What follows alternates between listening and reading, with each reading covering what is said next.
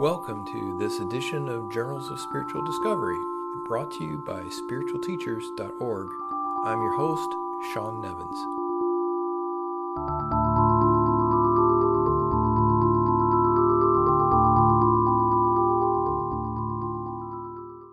Hello and welcome to this edition of Journals of Spiritual Discovery. Just a quick note before we start this interview. I wanted to remind you all that the TAT Foundation's April meeting is fast approaching. That will be April the 12th through the 14th in North Carolina. The theme of this meeting is Look Closer, which was inspired by these lines from William Blake. To see a world in a grain of sand, and heaven in a wild flower, hold infinity in the palm of your hand, and eternity in an hour.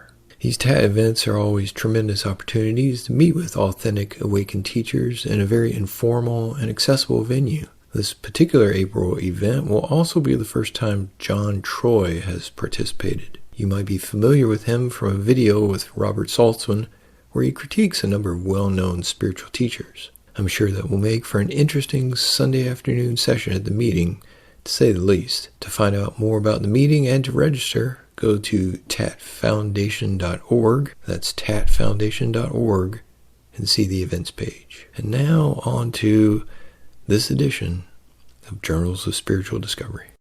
All right, so my guest this month is Patrick. He is one of the authors of the new book from the TAT Foundation called Message in a Bottle.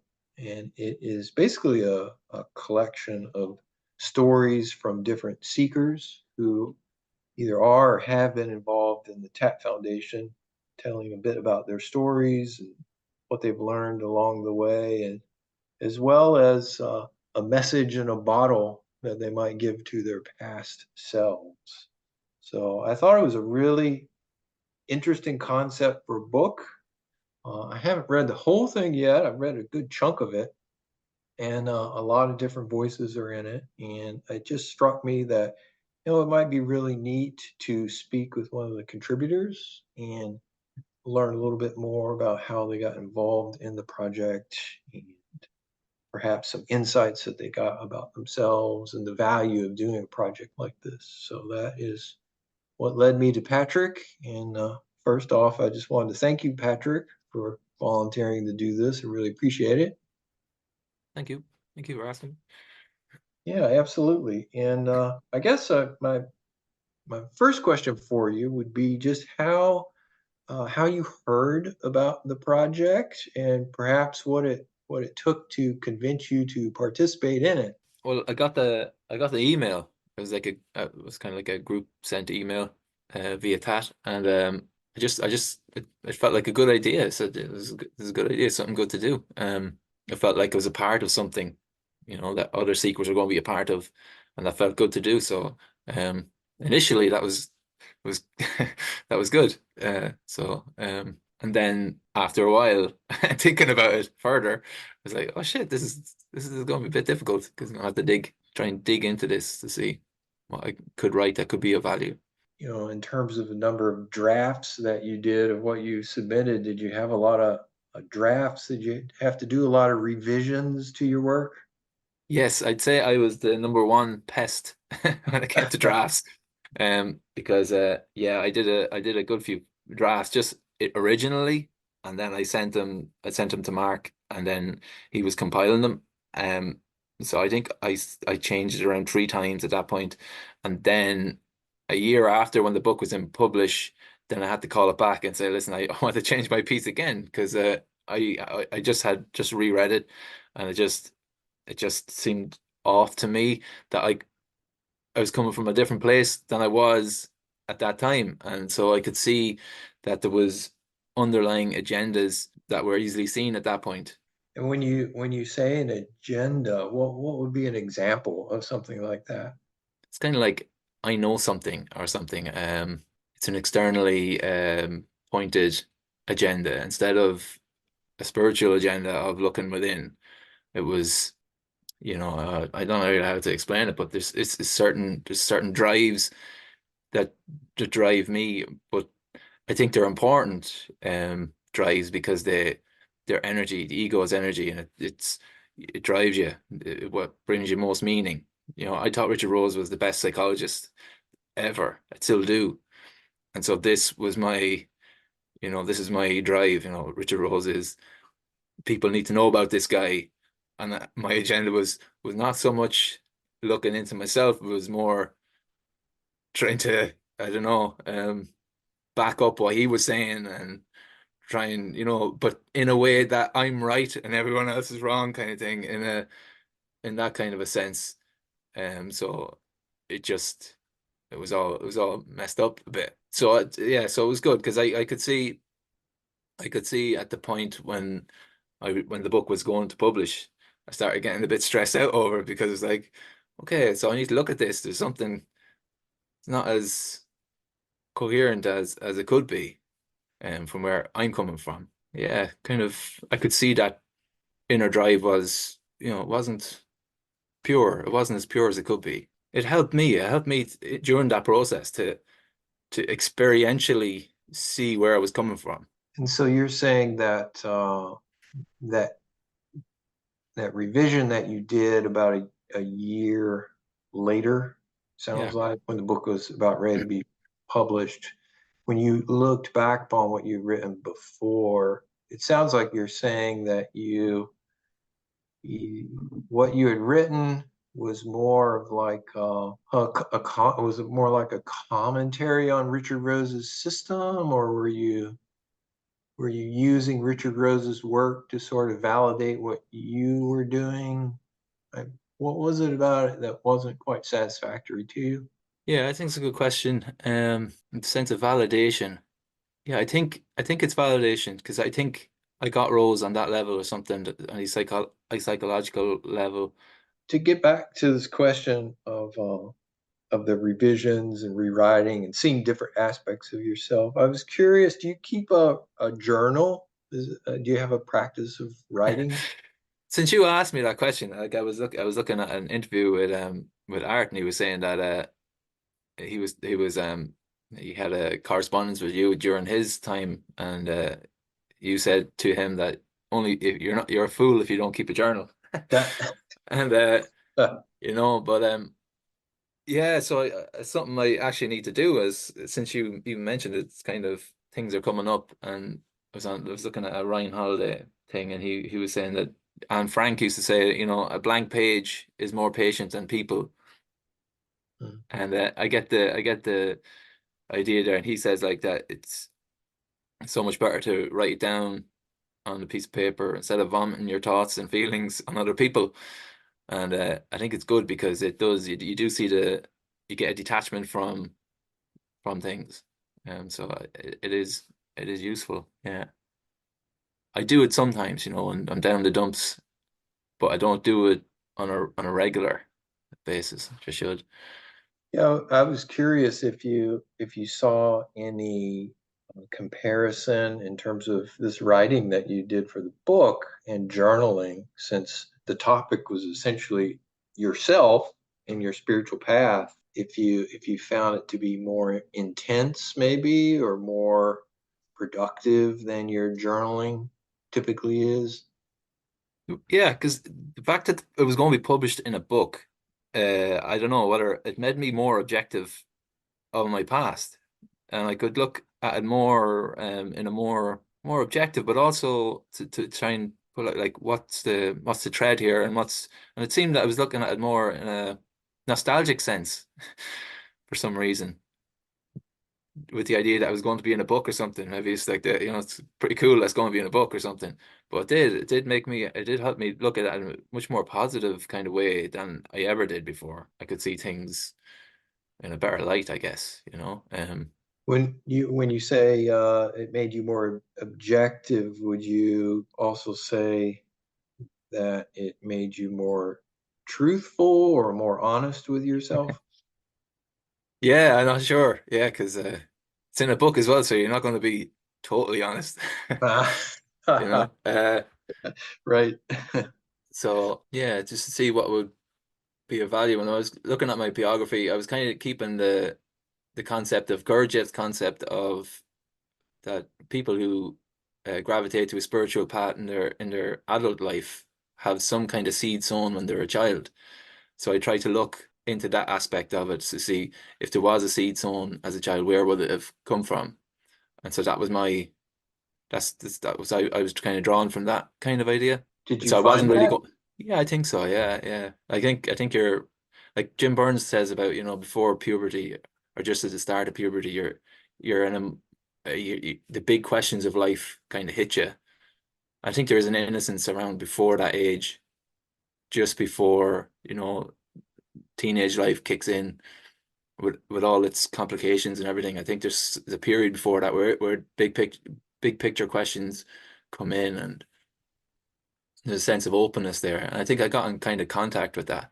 I wouldn't be very great on memories of my past or whatever. So yeah, so it's cool to kind of try and connect with that kind of earlier openness, because they're kind of feelings that are lost or something. They're feelings that are kind of lost in through time, over time, that you would like to have back. Yeah. Yeah, that actually is one of the questions I had.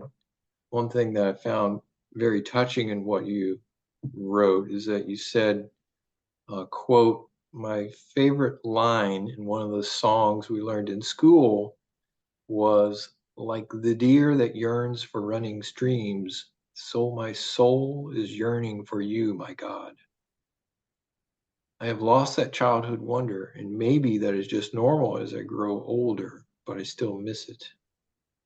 Like when we were younger and we were singing that song, like we sang that song as if pure true, like, we believed it 100%, like it was probably gullibility, but there was also like didn't question it or something, it was like, Do you feel like you reconnected with any of those younger feelings as a process of working on this?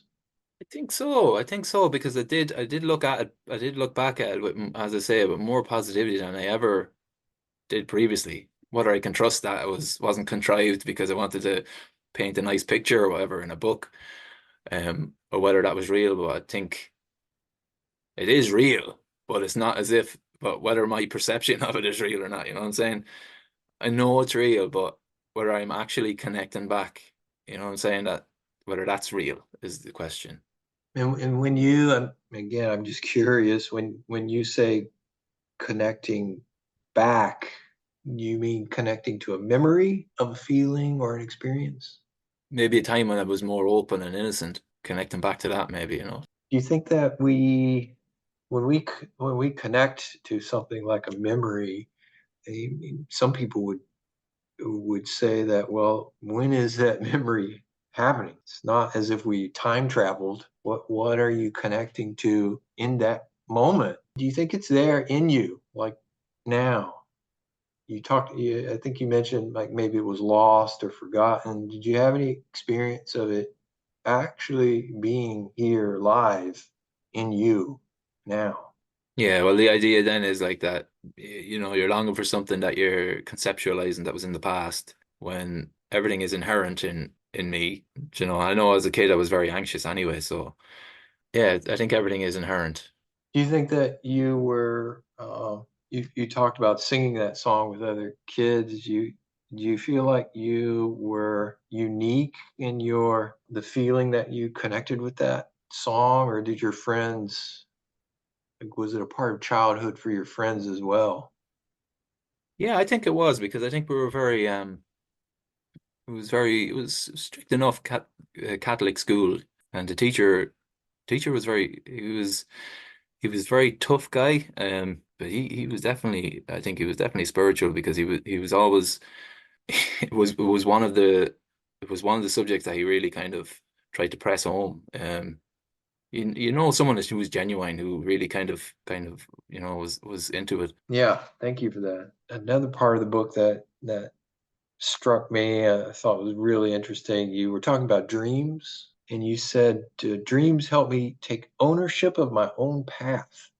They give my path meaning and of its own right, without which I would be lost in admiration of other people's paths and realizations. Which I thought was a really excellent observation given the context this entire book is about. seekers, not teachers, and this is what the teacher says, but seekers, and how are they finding their way on their own path? But I actually don't understand what you mean. Dreams help me take ownership of my own path. Can you tell me more about how that's worked for you? Well, there's Jim Burns comes up with a line in one of it in his book. He says that what we're really seeking, what everyone is really seeking, is for their own inner guidance. So they're not totally reliant on other outside sources. They want what they really want. What they really, really want is to become their own inner guidance. I think dreams is the guidance is the main kind of what connected me to something kind of higher. It seemed to be some kind of higher communication or something within dreams, because I certainly couldn't have put them together myself. There's something of a higher nature, you know, that comes across in dreams. It's the symbolic aspects of dreams, like the Carl Jung kind of psychology of dreams. I would recommend anyone to kind of look into that and just see how other people look at their dreams. And once you start doing that, then it's like a language. You develop like a way of deciphering dreams. I think Bob Ferguson has a great way of interpreting dreams through feelings. You look at the mood and the feelings of the dream. That was a real turning point for me with dreams, because then it connected me with feelings. And I guess I was very instinctual guy. So I had no, I was kind of, um, I was severed away from my feelings, like just completely reactionary kind of um, guy. So once these feelings start coming through, I could catch kind of feeling beliefs about what was driving me and stuff. And once I could see them to just dissolve and disappear, and then you're in a more, it's not as if I'm a massive feeler or anything. I go around feeling all the time. It's not that. It's the feeling beliefs that are kind of phony, and to see that, and then they kind of fall away, and you're left in a more just in a more kind of natural state after them. And I had a dream as well that in the last retreat in Dublin, and it was about where I was at home and we were turning cattle. I went to guard these big cows in a field that were coming out through a gap. That represented to me, you know, I'm not sticking with my own cows. My own cows is my own work that I need to look after. Whereas I was going off to someone else's cows, and they're bigger cows and more reactionary, and I was puffing up my ego going after these big cows, and they weren't mine. And then my brother, who's like the kind of like I would have saw him as die will when it comes to farming, because he's more committed. He was 100% committed to farming, and I wasn't very committed. I just did what I was told to do, but I wasn't really interested. And so my brother just said, "Patrick, come back." And it's like something was calling me back, and so I went back. So there's very symbolic kind of meaning to these dreams. And then there was this branch in the dream that was getting trampled. It's a tiny little sapling. It was getting trampled by the cows, but the branch was vulnerable, like it was completely vulnerable. And then the magic was it was able to shed all its leaves just in one quick blow. It was able to just shed everything. And it was the magic and the vulnerability. And like that was the symbol of it. Then the cows were going around the corner. It was marking like the turning point of my spiritual path was I'm turning a corner if I just focus on my own stuff, focus on me, which I'll never get. I never seem to be able to get around to just doing that for some reason. I'm very distracted and I'll just read up on all these interesting ideas. But that was the idea in the dream was, you know, focus on my own work. And then the cows were going home, and it was going back to it was like Burns's farm. Burns's farm, but Burns was symbolic to me as well, like Jim Burns, you know, like like coming out of that psychological meltdown or whatever. So that's what Burns like means to me. Is like kind of like getting above the psychological, getting above the mind. Yeah, so dreams are very symbolic, and you know what I mean. I couldn't make that up, but once I see that in a dream, it's like it's kind of higher. It's higher nature or something. That interpretation that you just gave, my guess would be that first time that you ever decided, hey, I want to look at one of my dreams and see what it means to me, that you weren't able to interpret it so well? I mean, that's a powerful interpretation that you just made. How did you learn to interpret your dreams? I did a lot of work with Carl Jung's kind of stuff. Found Carl Jung very, very interesting. So would have read up a lot of that. I did psychotherapy as well for a time. That really got the ball rolling, I think.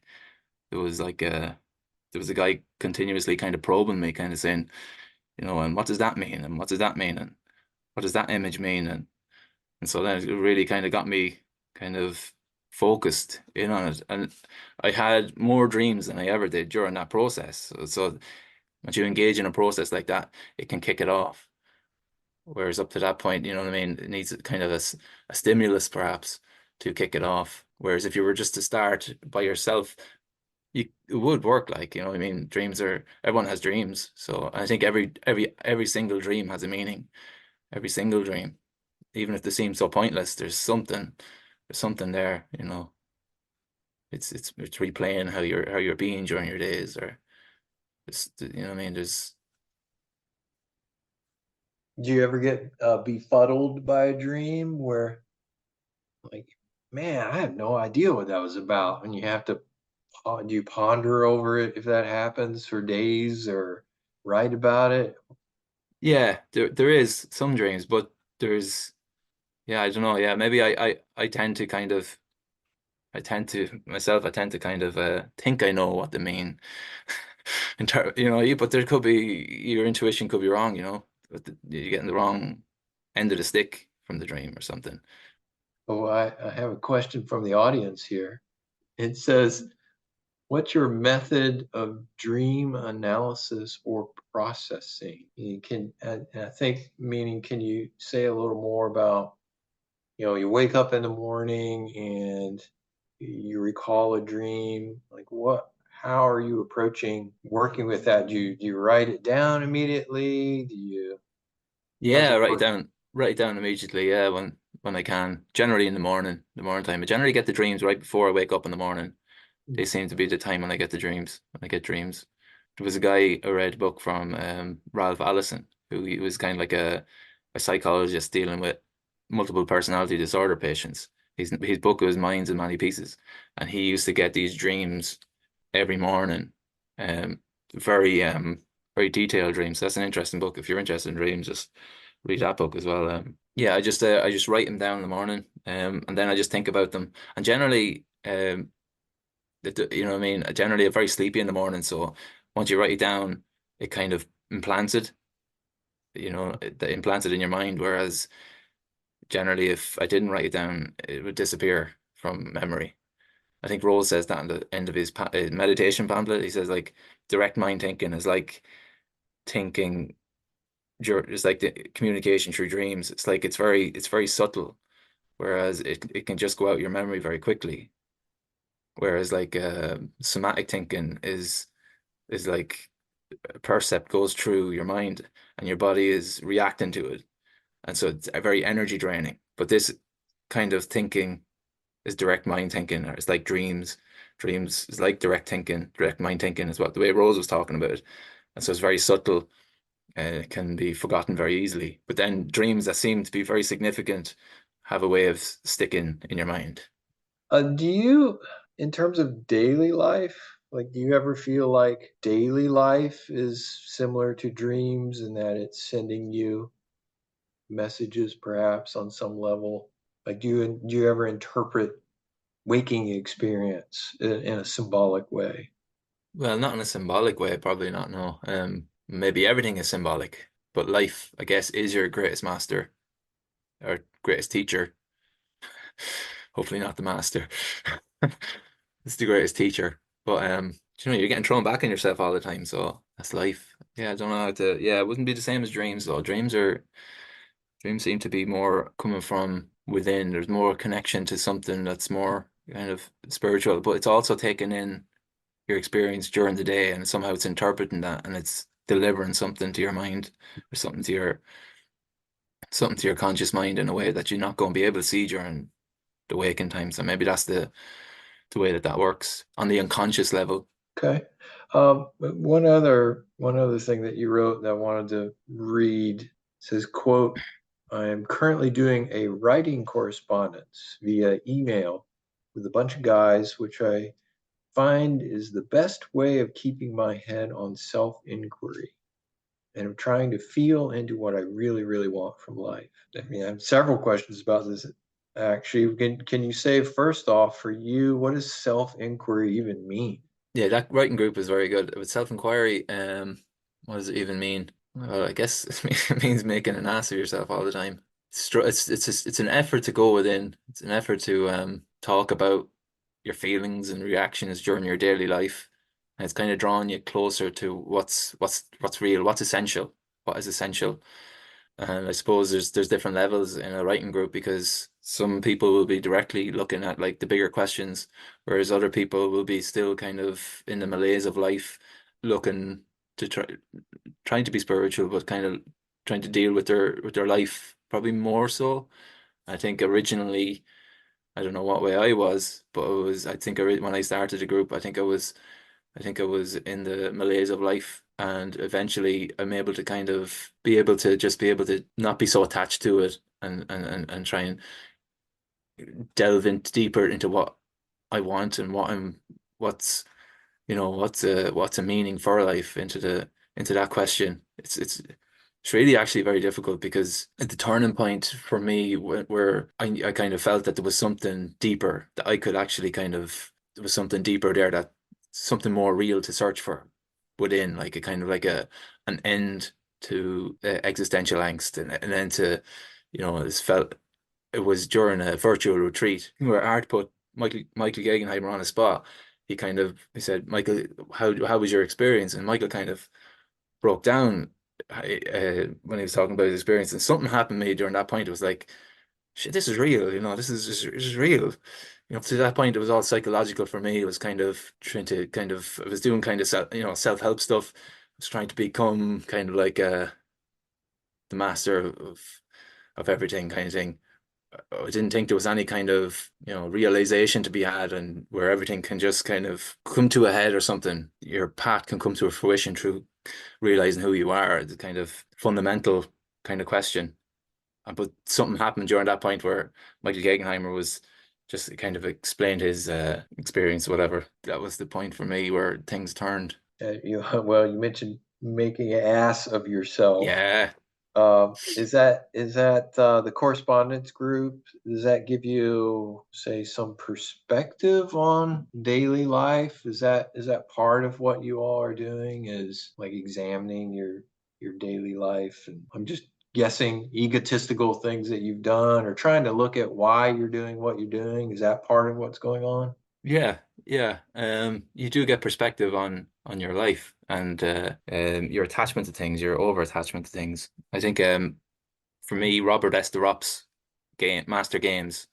It's like there's like all these lower games, and then the spiritual game is the only game without it's not going to engage an ego. And so basically, it's getting all these egos into view. As many egos are unconscious, so it takes a while to kind of bring them out. That's been I never even read that book, but it's but that I was that diagram with the lower games and then the spiritual game is the number one game. That sticks with me. It's like seems to be the only game that there's no ego getting muddied up. I almost I get the impression that maybe your dream work is and this email group sort of working on the same thing, but just from two different directions. Like one's in internal work and one's more external. Well, the group work is I guess it'd be internal like as well because it's inspirational. Art runs it, so he's kind of pointing us towards kind of the bigger picture all the time. And so it's like he's holding a door open. Without that, I think, without it'd be very difficult, yeah, so the effort is to try and go within. And yeah, it is kind of backing away from all these attachments as well, on the external. Do you think that dreams can give a sense of the eternal or the profound or God? I think they're a guider. I think they're a guider for where you are at right now. I'm not sure whether you could say they're totally divine in that sense, but I would say they're just a guider for where you are at now, right now, and that's it. That's your kind of what you need to be kind of looking at right now. I think I get the feeling that once all everything comes into the view, when there's nothing left, you're in a good place at that point. That could be between us at that point. I'm not sure. But then, yeah, but then there's other things as well in the group that we do. It's like we hold each other accountable to disciplines that we try to do, such like diet or whatever we're doing ourselves. We're trying to keep a regular meditation practice going. We'll check in to show, how well we're doing, keep kind of reality check on things. And so that's one of the most productive points about the group, so it's kind of just checking in on that level. It's always so frustrating to me for myself. Like, one, we have this idea that, well, the inner guidance, right? The inner teacher, the inner guru, that within us are all the answers. Yet I can't get myself to keep a commitment to get up at 6:30 every morning and work out. What the hell kind of mechanism is this? Yeah, there's a struggle going on. Yeah, discipline is the most hardest, the most difficult part of it. It's like trying to keep a regular routine, but it's also probably the greatest vehicle. But I think it's all about failure too, like because if you're 100% gung ho on disciplines, I think there's like the human aspect of knowing, right, that you're not perfect, that you're going to mess up here, and you pick yourself back up again. You try at it again, or maybe something's not working out because it's never going to work out and you need to maybe try a different discipline or something for a while. Maybe, so it's always kind of keeping a doubt on what you're doing, try it, and keep a doubt on what you're doing and try new things, as they come up and try and get disciplined on that and see is that more productive use of your time. I know you mentioned Tony Robbins in your chapter in the value that you found in his work. Perhaps people would have the impression that Tony Robbins is more about self-development and be all that you can be and so forth. I mean, it sounds like his work is still something that you find important. Does he have another dimension to his work beyond that? Well, yeah, I just mentioned him. He was a part of my path, um, but still, he'd be in the Rops lower games. But like he has come up with some very good ways of doing things, like especially do a values list. Write out a values list. What gives you the most value? That's a way of tapping into what you want, tapping into what means something to you, as opposed to adopting values from the external and trying to comply with other people and stuff like that. So that for me was a turning point because it was like, shit, I don't have to look at my own values. That makes so much sense. Like that's going to make me happy if I just put a bit of effort into my own values. Because obviously that's where happiness must lie if you look at your own values, you know? So that was really good exercise. Um, but he's also a kind of a guy that also is like he's like he knows the information age is dead. The information age, you have to become the truth. You can't learn the truth through more and more knowledge. It's not going to be beneficial. You have to become the truth. So he was very much along that line, and that appealed to me at the time because it made sense. And Rose is all about that becoming the truth. But I don't know whether he was becoming the truth, but like he knew you had to become. Did you have any aspect of when you were writing this chapter of, feeling that you wanted to be of service to others in writing, trying to pass on something of import to others? Yeah, well, I like Richard Rose. I think Richard Rose had a very paternal, loving kind of aspect to him. So I think everything he did was very paternal. He was very like he didn't want to be your friend or anything necessarily, but he would tell you what was best for you. At the same time, I get the feeling from listening to him and reading his books and such. So yeah, so hopefully I had some of that kind of feeling in it that was, from what I've learned, that hopefully that it could be a benefit to someone else. Do you recall what was your message in a bottle to your younger self? Like I already had written Richard Rose's line, back away from the untruth. So that was my favorite. This is my favorite line that I would tell anyone: back away from the untruth.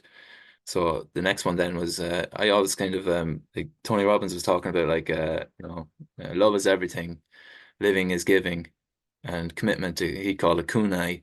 He trademarked that term, you know, commitment to continuous and never-ending improvement, like Kaizen in Japan. They have a Kaizen, but I think that's really it's really good advice. Like, but when I heard that originally, living is giving, love is everything. So living is giving. It felt like what's in it for me if I'm living is giving. So I give, so I get something back for me. And so that was it was very kind of on that level at that point. But then as looking back from it now, it's kind of more living is given. Everything is given to me, right? Everything. Like like electricity, I didn't make that. This house that I live in, the car I drive, everything is given. So in that sense, it's kind of more philosophical that living is given. What I mean? Everything is a given to me.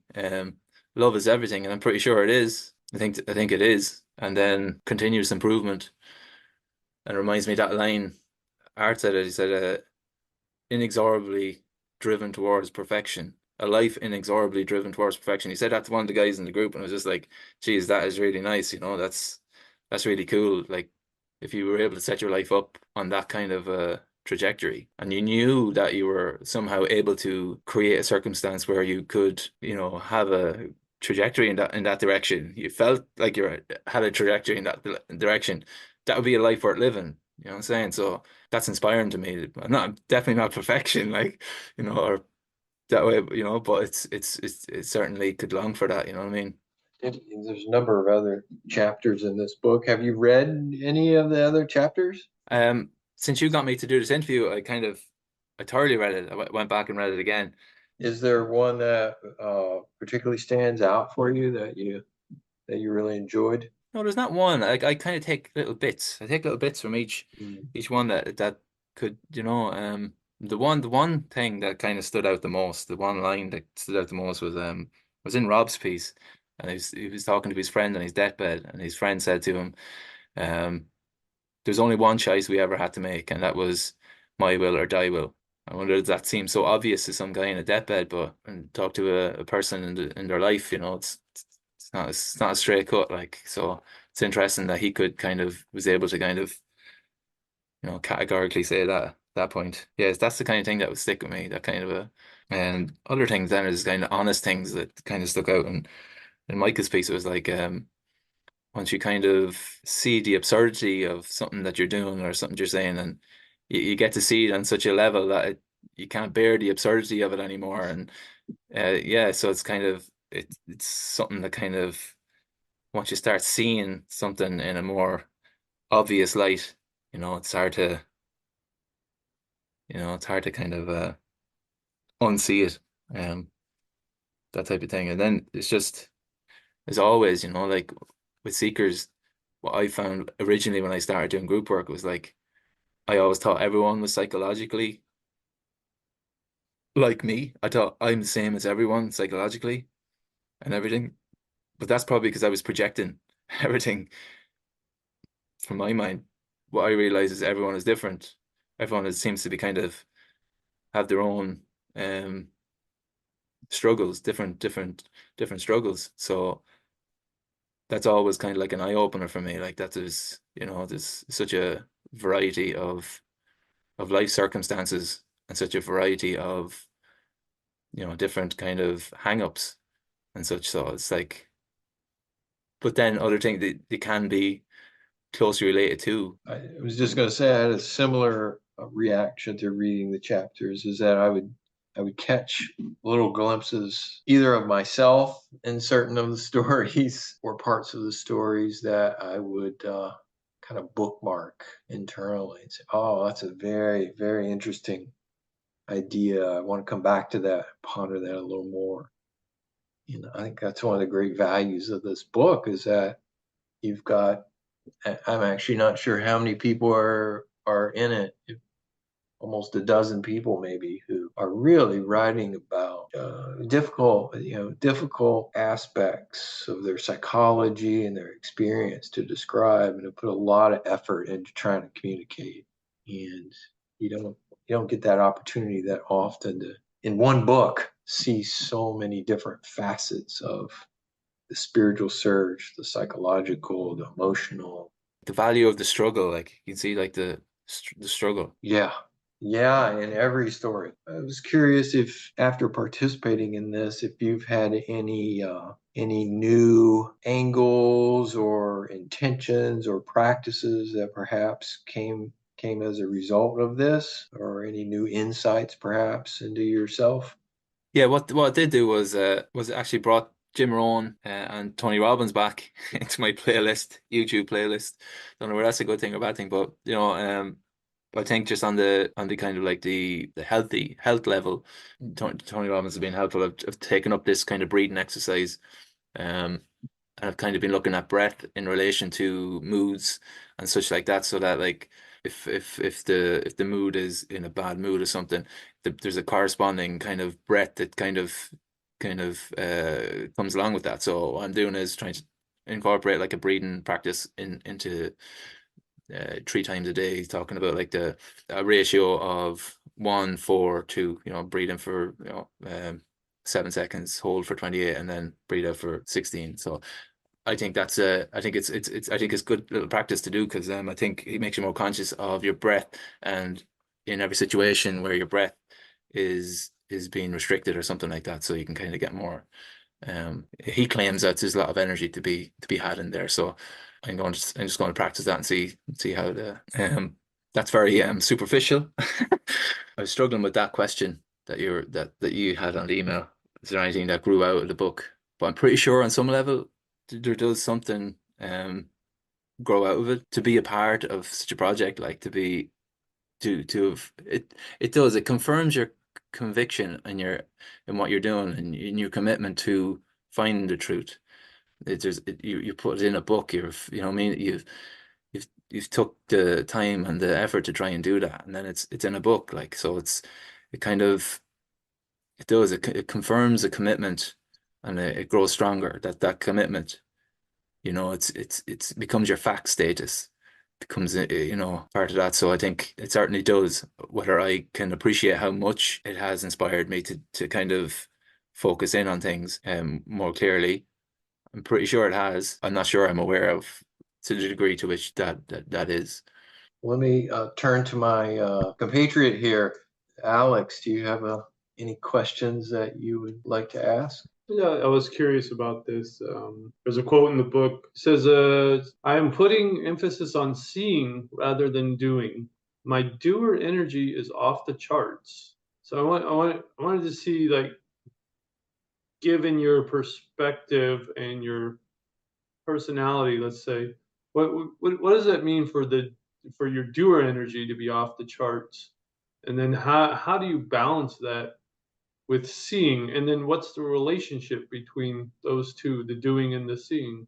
Or is there one?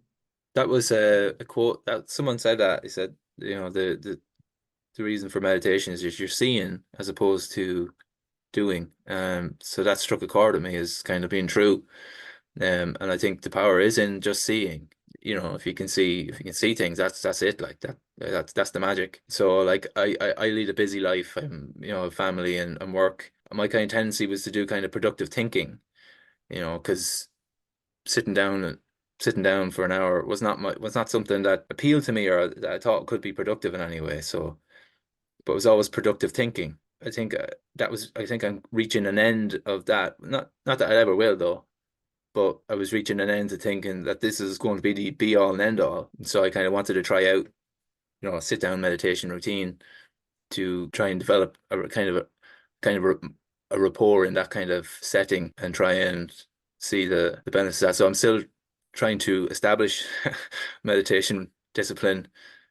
So I'm struggling with it. I keep coming back to it. Do you see a way that you talked about experience, and I think you mentioned going through experience, making an ass out of oneself. Does that, going through those experiences, does that lead you towards a sense of perspective in regard to humility? Or do you see humility as part of the path or one of the ingredients? Yeah, I think so. I think Jim Burns says like it takes a crash for the outer man to admit that there's an inner man. And I think and Rawls said that the inner man suffers the outer man. So I think there's like a dance going on. Like there's you have to crash somehow because not that I'm promoting people to crash, but I'm just saying that I want certainty.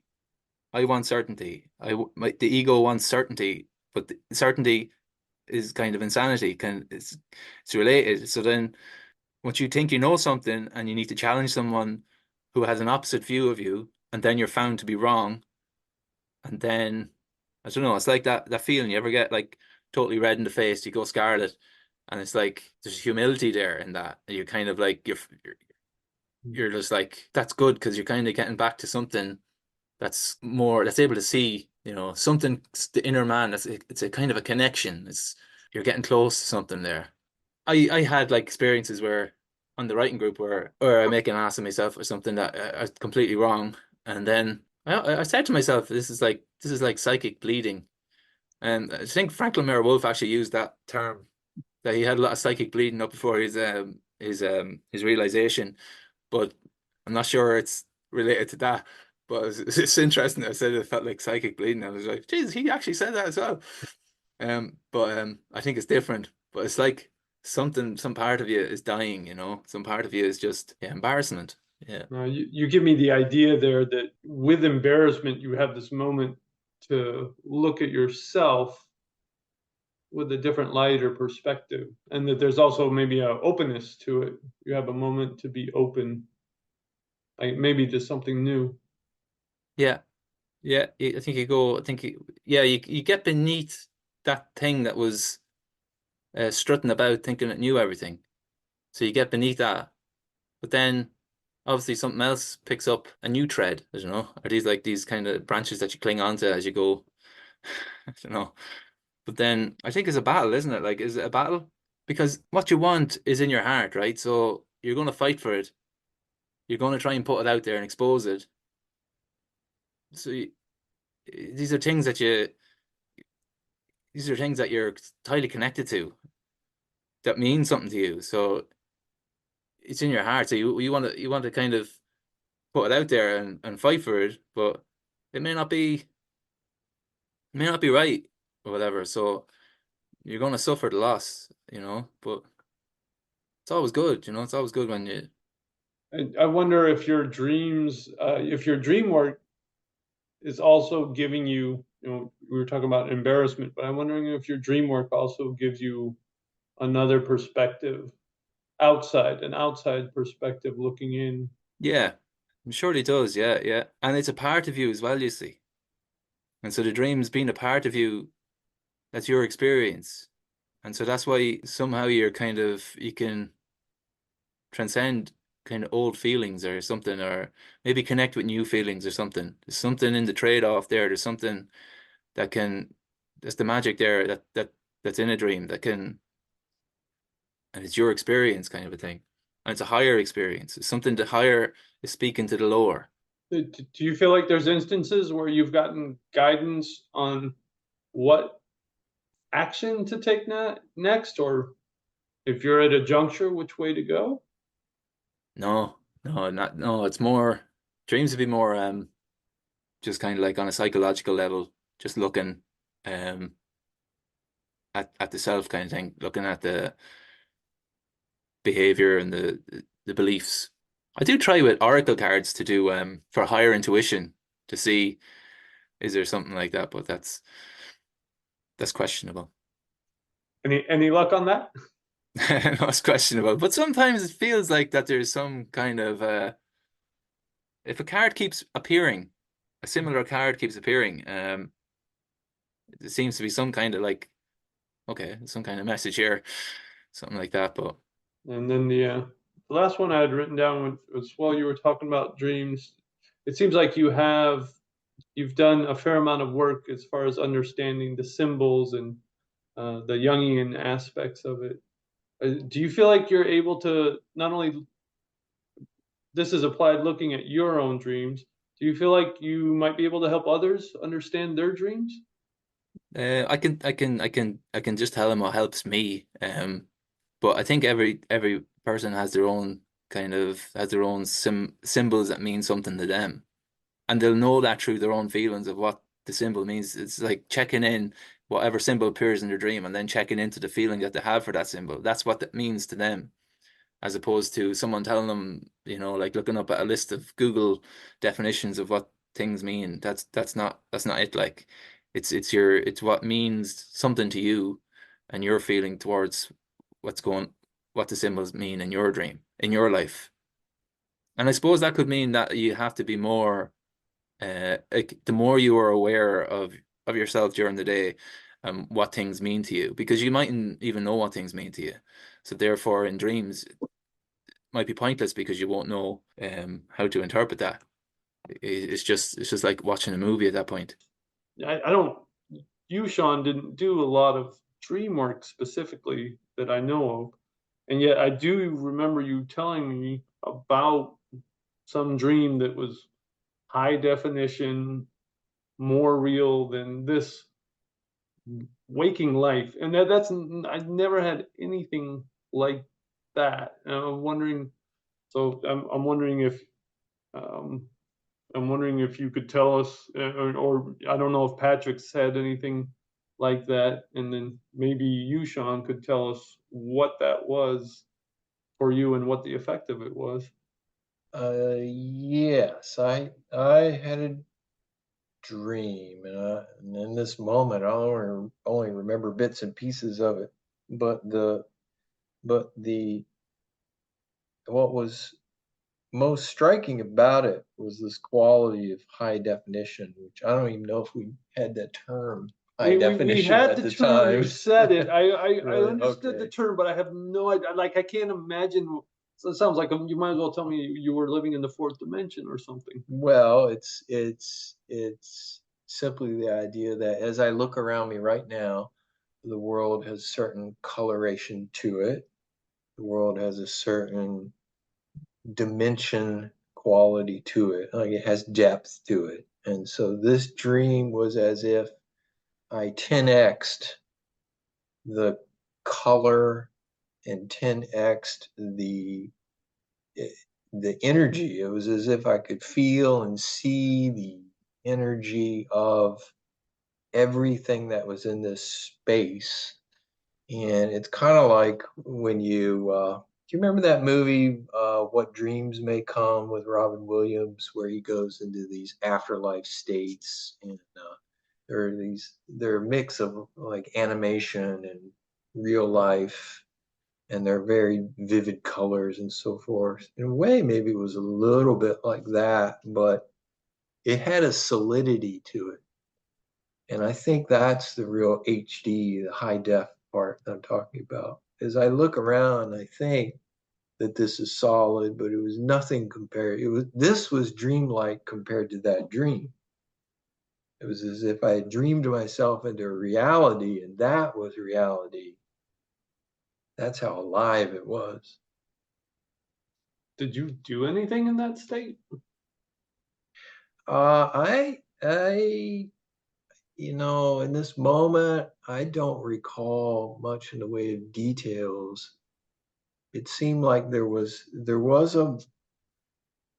a girl, a gal in the dream, I remember, and I think maybe I had some romantic interest in her, but it was very much that mix of nostalgia and romance. It was like romance.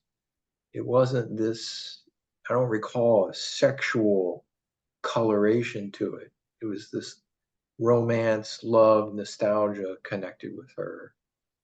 And then I just remember like there were some paths through the woods, and then there was some sort of village or town, because I remember there were buildings that I saw that also had that incredible vividness and solidity about them that were nothing like buildings here in our neighborhood. But I don't remember any sort of adventure or drama or anything like that connected to the dream. And nor do I, what was the message, Patrick? For me, the message wasn't necessarily emotional. It was just this conviction that, well, there's something more real than this waking life. And I experienced it. Now, was that enlightenment? No. Did it answer any questions? No. And would I call it a spiritual awakening? No. But it was a message that there's something more real and you're not living in it. Did that come out of nowhere, or do you feel like you had done something to earn that message? Or was it just, do you feel like it just arrived like a bottle? Yeah, I don't even remember at this point, because this is 30 years ago now. You have a Almost. journal. Yeah, I have it in my closet here. There's a crate full of journals that we could dig through and maybe find it. A clue. But no, I was probably like Patrick, paying attention to my dreams and thinking about the symbolism. But I was definitely not. I was not trying to. No lucid dreaming. I wasn't doing lucid dreaming or any practices like that. I had yeah, one dream. I had one dream like that, okay. where it was where it's kind of like extrasensory.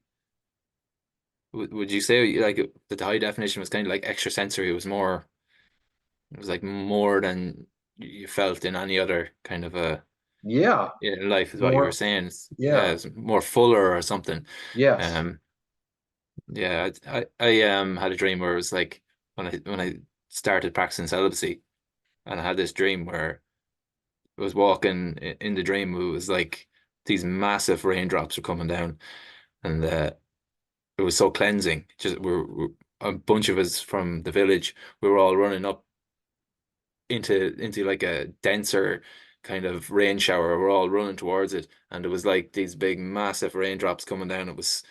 We were loving it. Like it wasn't like running away from the shower.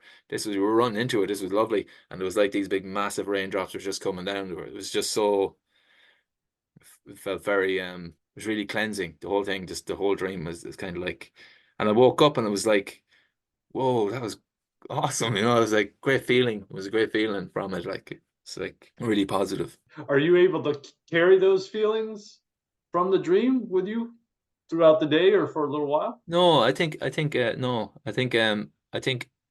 they're kind of symbolic probably to turning points in your life. And there was one point where I always felt like inferior to my brother. I never drove tractors at home, or my brother was always driving tractors. I never drove tractor. But in this one dream, I felt I got into the driver's seat and Michael had to sit in the back. And that's when I felt like I kind of wasn't inferior anymore. It was at that point, and this dream was like it was like saying, look, there's a shift happening where you're not feeling inferior anymore. So it's like dreams can kind of come in like at points and kind of show you where you might have made a shift in some certain way. Thank you, Patrick. Well, I think that's about it. It just struck me to say that this book, the new book by the TAP Foundation, Message in a Bottle: Reflections on the Spiritual Path, that we've been discussing with Patrick. In a way, it's like getting to have a conversation with a bunch of different, really thoughtful and insightful spiritual seekers all at once. It's a lot of different stories and insights from quite the gamut of different personalities and lives and lifestyles, and both inspiring and insightful at the same time. So highly recommend that people check out this book. And I want to thank you, Patrick, for taking the time. Are there any last thoughts that you wanted to share? Yeah, just thanks for everyone who was involved in the book, that I could be a part of it, because it means a lot. It's good. It was a good experience to do, and it's all very professionally done. Everything was great. So thanks very much. Thank you for listening to this edition of Journals of Spiritual Discovery. I'm your host, Sean Nevins. For more information about today's guest, as well as more interviews, books, and other resources, go to spiritualteachers.org. That's spiritualteachers.org.